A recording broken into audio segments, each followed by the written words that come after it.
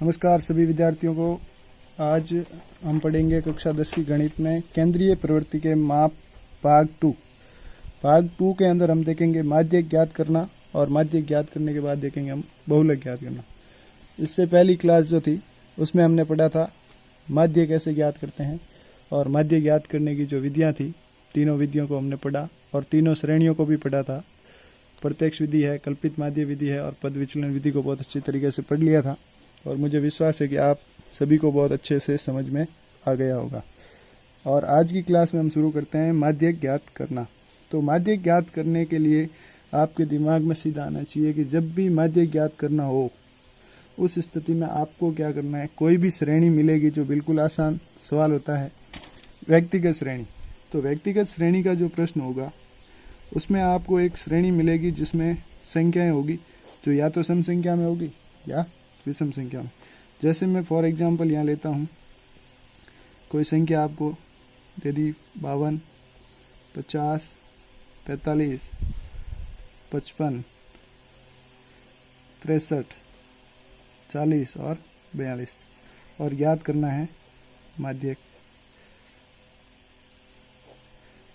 और एक बात और, अगर आप गणित पढ़ रहे हैं तो पेन और कॉपी लेके साथ में बैठिए और जो यहाँ पे एग्जाम्पल वगैरह जो लिखना है उसको साथ साथ में आप लिखते रहिए, ताकि आपको अभी जो परीक्षा है आपकी बहुत नज़दीक है, जैसे 30 जून को आपकी परीक्षा है, उस हिसाब से आप गणित में नोट्स बना लीजिए, नोट्स जो आपको बहुत मदद करेंगे माध्यक ज्ञात करने में। जैसे माध्यक ज्ञात करना है यहाँ पे,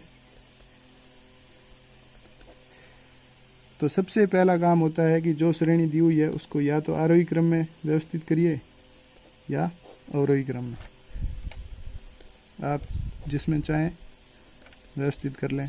जैसे हम इस श्रेणी को आरोही क्रम में व्यवस्थित कर लेते हैं।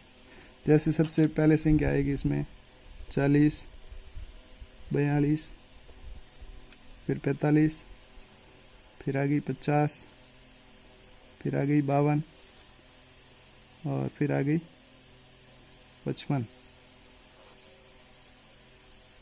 और 55 के बाद आ गई 63। इसको हमने आरोही क्रम में व्यवस्थित कर लिया है। अब आरोही क्रम में व्यवस्थित करने के बाद हम देखेंगे कि जो संख्याएं हैं वो कितनी हैं। तो देखिए 1, 2, 3, 4, 5, 6 और 7। तो यहाँ पे जो हमारे संख्या मिल रही है, n का मान मिल रहा है, वो हमें मिल रहा है विषम। 7 पद है, यहाँ पे 7 संख्या हैं। तो इसके लिए जो माध्यक ज्ञात करने का सूत्र रहेगा वो आपके रहेगा माध्यक, इसको लिखते हैं कैपिटल M से, n+1/2 वे पद का मान। n का मान हमारे पास कितना है, विषम संख्या है तो है 7 + 1/2। 7 हो सकता है, 9 हो सकता है, 3, यानी कि विषम संख्या में होता है तो सूत्र आपके लगेगा ये n+1/2 वे पद का मान। तो n यहाँ पे जितनी भी संख्या है 7 है, 9 है, तो हमारे यहाँ पे कितनी है 7। तो 7 + 1 कितनी हो गई 8। 8 में 2 का भाग लगाएंगे तो कितना आ गया 4 वे पद का मान। तो चौथा पद यहाँ पे कौन सा है, देखिए आरोही क्रम में 1, 2, 3 और 4, यानी कि हमारा माध्यक है वो कितना है 50 हो जाएगा। 50 ये आपका क्या हो गया आंसर। इसी में एग्जाम्पल दूसरा लेते हैं, जब n क्या हो सम हो। इसी श्रेणी को ले लेते हैं हम, जैसे 52, 50, 45, 55, 63, 40 और 42 और एक संख्या और ले लेते हैं 60, ताकि हम सम इसको क्या बना देते हैं सम। इसको हम जब माध्यक ज्ञात करेंगे तो क्या लिखेंगे, देखिए सबसे पहले आरोही क्रम में जमाना या अवरोही क्रम में व्यवस्थित करना।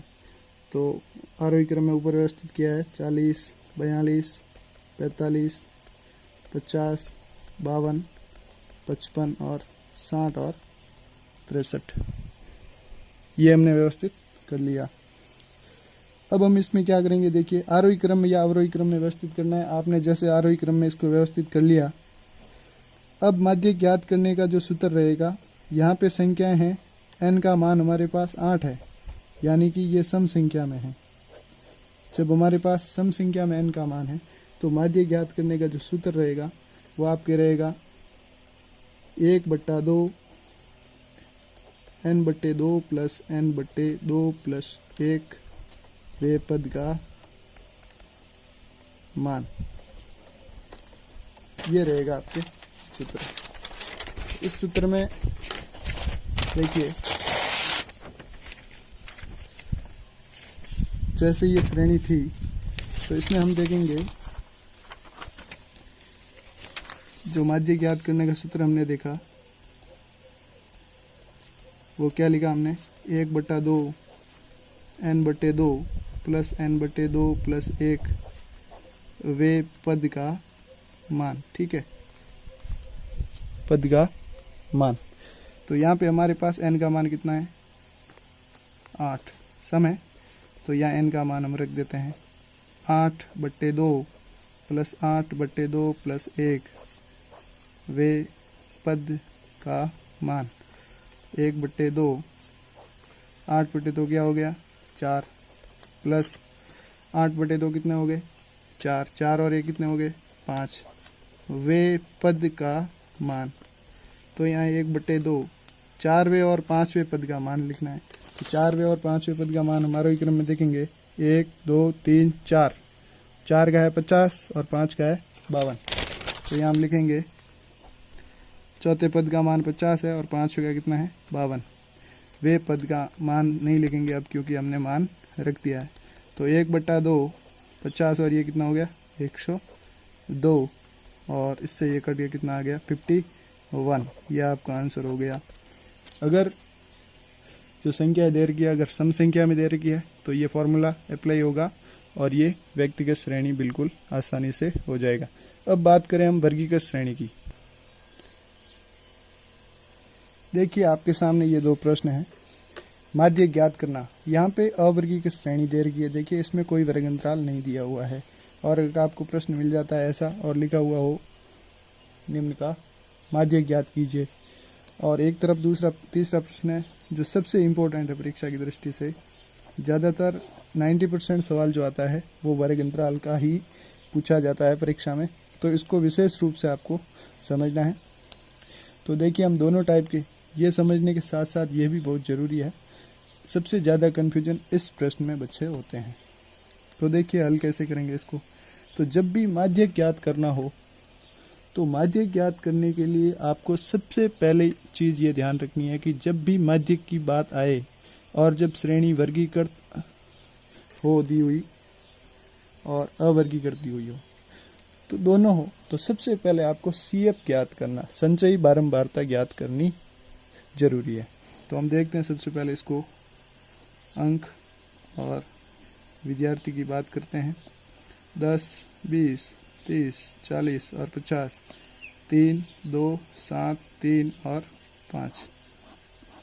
इस सारणी को हमने ऐसा बना दिया और उसके साथ साथ आपको क्या ज्ञात करना है CF, जिसे कहते हैं हम संचयी बारंबारता, ये आपको ज्ञात करनी है। तो CF क्या होता है, देखिए तिरछी जोड़ होती है। जो F दिया हुआ है उसकी तिरछी जोड़ है। सबसे पहले पद में आपको क्या करना है, इस 3 को 3 लिख देना है, फिर 3 के अंदर आपको 2 को जोड़ना है और यहाँ लिखना है। तो कितना लिखोगे 5। 5 के अंदर 7 को जोड़ना है, यहाँ लिखना है, कितना लिखोगे 12। 12 में 3 को जोड़ना है, यहाँ लिखना है, कितना लिखोगे 15। 15 में 5 को जोड़ना है, यहाँ लिखना है, कितना लिखोगे 20। ये जो विद्यार्थियों की संख्या है इसकी जो जोड़ है जिसे हम n कहते हैं या सिग्मा f कहते हैं, इसे सिग्मा f भी हम कह सकते हैं, जो f पद की पूरी जोड़ है, जिसको n भी लिखा जाता है, कैपिटल N। अब क्या देखेंगे, n की जोड़ जो है 3 और 2 5, 5 और 7 12, 12 और 3 15 और 5 20। ये जो इसका आखिरी पद है और इसकी जोड़ है वो समान होनी चाहिए। हमारे पास जैसे ही n का मान निकल के आता है आपको सीधा से क्या करना है, n/2 ज्ञात करना है, यानी n का मान 20/2 कितना आया 10। जो हमारे पास 10 आया है तो हम देखेंगे 10 से ठीक बड़ी संचयी बारंबारता 10 से ठीक बड़ी। संचयी बारंबारता क्या है हमारे पास, इसमें देखेंगे तो 10 से बड़ी है हमारे पास 12 है। इसलिए माध्यक वर्ग माध्यक कहते हैं। यहाँ सामने 12 के सामने जो देखेंगे हम अंक, यहाँ पे कोई वर्ग अंतराल नहीं दिया हुआ है। इस प्रश्न में वर्ग अंतराल दिया हुआ होगा। जब वर्ग अंतराल दिया हुआ होगा तो माध्य फिक्स नहीं है। यहाँ पे 12 के सामने आपको दिख रहा है सीधा का सीधा क्या है आपका माध्यक दिख रहा है कितना 30। तो ये उत्तर हो जाएगा इसका कितना 30। अब इसी प्रश्न में देखिए कि जो वर्ग अंतराल है इसको लिख देता हूँ मैं डायरेक्ट ही। 10 से 20, 20 से 30, 40, 40 से 50, 2, 7, 3 और 5। सबसे पहला काम हमारा CF ज्ञात करना। ये हम CF ज्ञात कर रहे हैं कितना 3, 3 में 2 जोड़ा 5, 5 में 7 जोड़ा 12, 12 में 3 जोड़ा 15, 15 में 5 जोड़ा 20। ये हमारे पास CF आ गया और वही संख्या जो पहले थी। तो n का मान यहाँ भी कितना होगा 20 होगा। तो n का मान 20 आ गया है। अब हम माध्य ज्ञात करेंगे तो माध्य एक बराबर लिखेंगे। उससे पहले हम ज्ञात करेंगे n/2 यानी 20/2 कितना आ गया 10 आ गया। अब यहाँ लिखेंगे 10 से ठीक बड़ी संचयी बारंबारता कितनी है 12 है। तो 12 के सामने वाला पूरा का पूरा क्या हो जाएगा 12 है। इसलिए क्या हो गया माध्यक वर्ग। इसलिए माध्यक वर्ग क्या होगा 20 से 30 है। यानी कि जो माध्यक होगा वो 20 और 30 के मध्य आएगा। ये वर्ग अंतराल हमें मिल गया। फिक्स संख्या यहाँ पे थी 12 के सामने 30, तो 30 सीधा उत्तर था। यहाँ पे हम 20 और 30 हमारे पास एक वर्ग अंतराल मिल रहा था। हम उत्तर 20 माने, 21 माने, 25 माने या 30 माने। इसको आगे हमें क्या करना पड़ेगा सरल करना पड़ेगा। सरल करने के लिए हम सीधा इसमें सूत्र लगाते हैं। जो माध्य का सूत्र है वो क्या है L + n/2 - c/f गुणा h। तो यहाँ पे बात करें L क्या है। L जो है माध्यक वर्ग की निम्नतम सीमा है। जो माध्यक वर्ग में जो वर्ग अंतराल दिया हुआ है उसकी निम्नतम सीमा है वो हमारे पास कितनी है 20। माध्यक वर्ग ये है और इसकी निम्नतम सीमा वर्ग अंतराल की है 20। तो L का मान 20 हो गया। दूसरा मान है हमारे पास n/2। n का मान हमने निकाला था 20, 20 में 2 का भाग दिया तो आया हमारे पास 10। n का मान मिल गया। अब C क्या है। C है हमारे पास, देखिए C जो है ये जो CF दिख रही है आपको, यानी कि माध्यक वर्ग की जो CF है उससे ठीक ऊपर वाली CF है उसको हम कहते हैं C। तो यहाँ पे कितना हो गया C का मान 5 हो गया। अब F देखिए F क्या है। F का मान चाहिए तो हम देखेंगे माध्यक वर्ग में जो बारंबारता दे रखी है F वही क्या कहलाएगी F। तो माध्यक वर्ग की बारंबारता 7 है तो F हो गया 7। और लास्ट मान है आपका H। तो H क्या है, ये जो वर्ग अंतराल है इन दोनों के बीच का अंतराल है वो कितना है 10। तो ये हो गया 10। अब सूत्र में मान रखने पर सूत्र में जैसे ही मान रखेंगे क्या आएगा m बराबर L का मान 20, n का मान कितना 10, C का मान कितना 5, F का मान कितना 7 गुणा H का मान कितना 10। तो यहाँ हो गया 20 प्लस 10 में से 5 गए कितना आ गया 5। 5 को 10 से गुणा किया तो कितना आया 50/7 यानी 20 प्लस 7 7 49 यानी 7 बार भाग पूरा जा रहा है। एक शेषफल और ऊपर हो गया 10 में कितना 7.1। तो यहाँ पे हो गया 20 और 7.1 कितना हो गया 27.1। ये हो गया आपका आंसर। यानी कि जो 27.1 उत्तर आया वो किसके बीच में है 20 और 30 के बीच में। यहाँ से हमने पता कर दिया था कि हमारा जो उत्तर आएगा वो 20 और 30 के मध्य आएगा। तो ये सबसे इम्पोर्टेंट है परीक्षा की दृष्टि से। बोर्ड एग्ज़ाम जो है 2020 इसके अंदर ये सवाल जो है माध्यक का वर्ग अंतराल वाला, ये प्रश्न आने की पूरी संभावना है। तो आपको सबसे ज़्यादा इस पे फोकस करना है और इसकी आपको ज़्यादा से ज़्यादा प्रैक्टिस करनी है। अब बात करेंगे हम बहुलक ज्ञात करना। तो बहुलक ज्ञात करने में अगर व्यक्तिगत श्रेणी दे रखी है आपको, व्यक्तिगत श्रेणी में अगर आपको बहुलक का प्रश्न आता है तो बहुलक का मतलब है जो सबसे अधिक बार, जो बारंबारता जिसे कहते हैं हम, सबसे अधिक बार आने वाली संख्या को हम बहुलक कहते हैं। तो यहाँ पे ये जो संख्या हमारे पास दे रखी है इसका हमें ज्ञात करना है। बहुलक ज्ञात कीजिए या करो। तो देखिए 5 देखेंगे, सबसे अधिक बार आने वाली संख्या ही हमारा बहुलक होगी।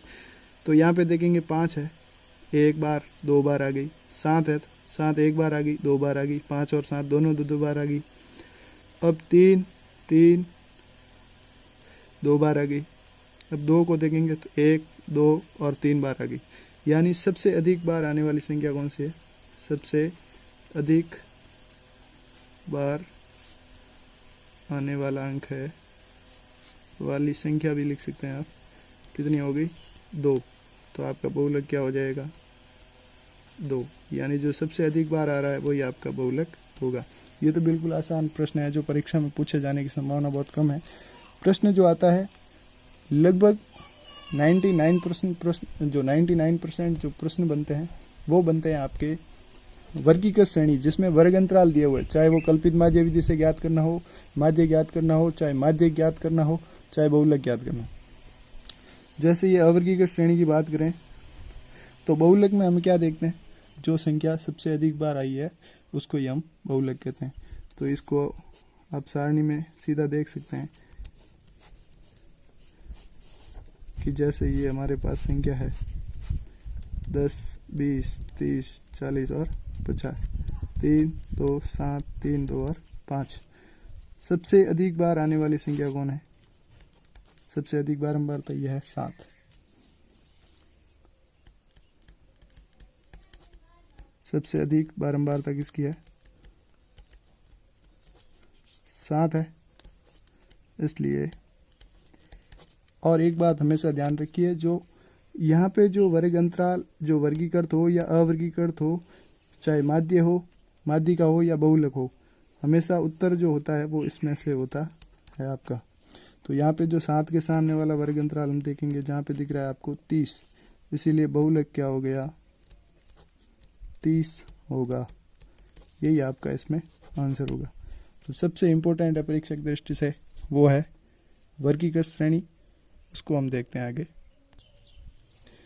देखिए कि जैसे ये फॉर एग्जांपल एक प्रश्न है आपके पास बहुलक का जिसमें वर्ग अंतराल दिया हुआ है और पूछा गया है बहुलक ज्ञात कीजिए। अगर ऐसी आपको सारणी मिलती है जिसमें वर्ग अंतराल दिया हुआ है और बारंबारता दे रखी है तो सबसे पहले देखिए जब भी माध्य ज्ञात करना हो तो उसमें क्या करते थे हम? सबसे वर्गीकृत, हम वर्ग अंतराल के तीनों प्रश्नों की बात करता हूँ मैं। वर्ग अंतराल दिया हुआ है और माध्य ज्ञात करना हो तो उस स्थिति में माध्य में हम सबसे पहले मध्य मान ज्ञात करते थे x। और जब वर्ग अंतराल दिया हुआ है और हम ज्ञात करते हैं माध्य दूसरा मीडियन, तो उसमें हम क्या करते हैं? CF ज्ञात करते हैं, संचयी बारंबारता। ये आपको दिमाग में ऐसे बिठा देना है कि जब भी माध्य ज्ञात करना हो तो वर्ग अंतराल वाली में आपको क्या करना है? सबसे पहला मध्य मान ज्ञात करना है x। जब माध्य ज्ञात करना हो ऐसे प्रश्न में वर्ग अंतराल वाले तो आपको ज्ञात करना है CF। और जब आपको बहुलक ज्ञात करना है, वर्ग अंतराल दिया हुआ है, तो आपको कुछ भी ज्ञात नहीं करना है। आपको सबसे पहले बहुलक से देखना है कि बड़ी संख्या क्या है? बारंबारता में सबसे बड़ी संख्या है 15। इसे आपको नाम दे देना है F1। अब देखिए 1 है तो 1 से पहले क्या आता है? 0 और 1 के बाद क्या आता है? 2। तो F1 का मान मिल गया, F0 का मिल गया, F2 का मिल गया। तो सबसे पहले बहुलक का जब भी प्रश्न आता है उसमें नई सारणी आपको कुछ भी नहीं बनानी है। आपको सीधा देखना है कि बड़ी संख्या कौन सी है। बारंबारता में बड़ी संख्या 15 है। 15 को आपने मान लिया 1, फर्स्ट नंबर पे वो आएगी और उससे पहले वाली होगी वो 0 और उससे अगली होगी वो 2, यानी 0 1 2। आप इसको F0 नहीं माने, बहुत सारे बच्चे क्या करते हैं इसको F0 मान लेते हैं, फिर F1 इसको मानते हैं F2। आपको बड़ी संख्या होती है उसको पहले नंबर पे रखना है, और उससे पहले वाली F0, उसके बाद वाली F2। अब देखिए बहुलक का जो सूत्र है, बहुलक को कैपिटल Z भी लिखते हैं, L plus F1 minus F0 2F1 minus F0 minus F2 गुणा H, ये सूत्र हम लिखते हैं। अब हम प्रत्येक की बात करें तो ये L क्या होता है?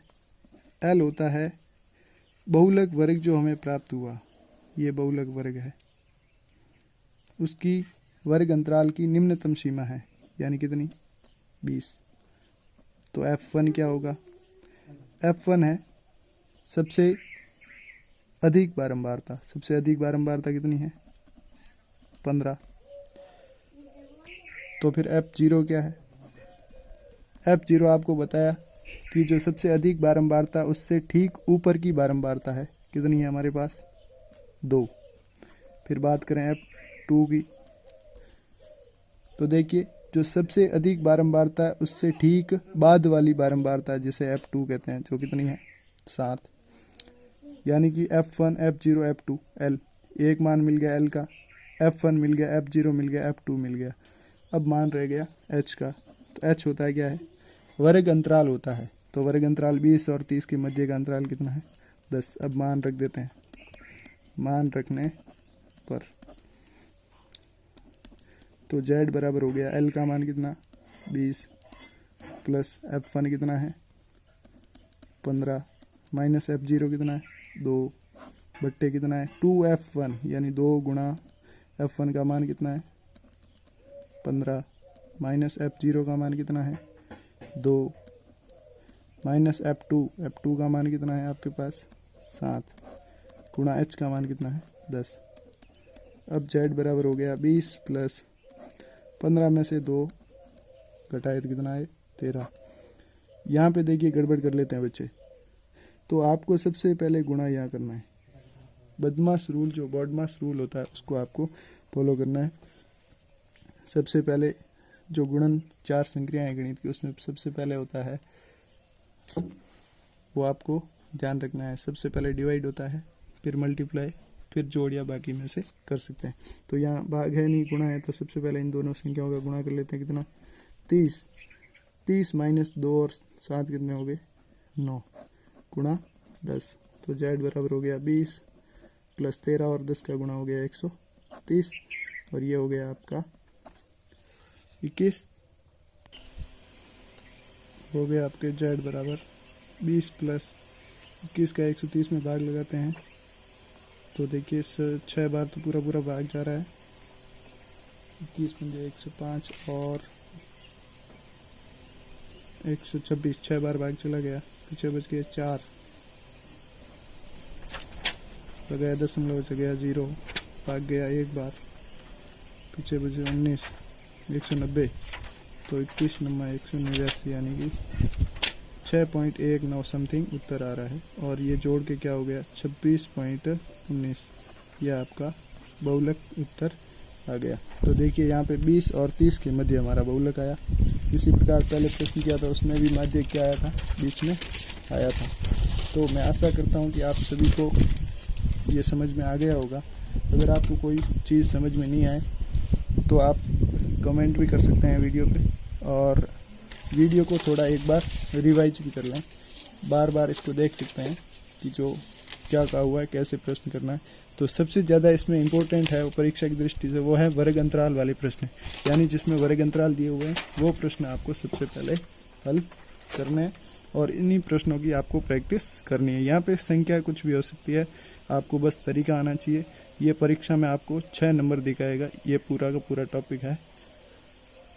बोर्ड की परीक्षा में आपको 6 नंबर दिलाने वाला है, और ये वर्ग अंतराल वाले क्वेश्चन आपके परीक्षा में देखने को मिलेंगे। तो थैंक यू फॉर वॉचिंग।